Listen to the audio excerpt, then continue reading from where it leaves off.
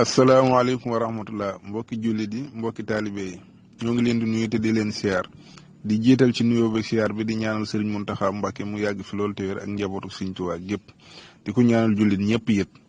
ginnaaw loolu ñu am benn yëgle bu ñu fi bëgg a jàllale muy waxtaan woo xam ne ñu ngi ko fas yéenee def tey ñaan mbokki jullit yi ak mbokki taalibe yi yëpp teewee ko ñi koy def nag mooy waa daayira Faydul Ganiyul Mughni di ay taalibey sëriñ Moustapha Diop Koki ñooñu nag ñoo ci woo mbooleem kuy soppee sëriñ Moustapha Diop Koki ak mbooleem ku xam-xam ñor incha allahu bis boobu ma ngay am samedi le 25 juin 2022 muy samedi bii nu jëm ñaar fukki fan ak juróom ci weeru yi ñu nekk bërëb ba nag ñu ngi koy defee ca Gédé ci waxtu 9h incha allahu 9h daal ci la jotaay bi di tàmbali foofii ca Gédé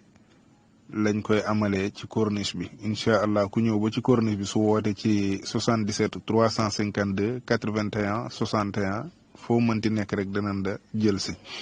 ñuy sàkk mboolem taalibe yëpp képp ku ci mën a teew mu teew ci mboolem soppe yi ku ci mën a teew it mu teew ci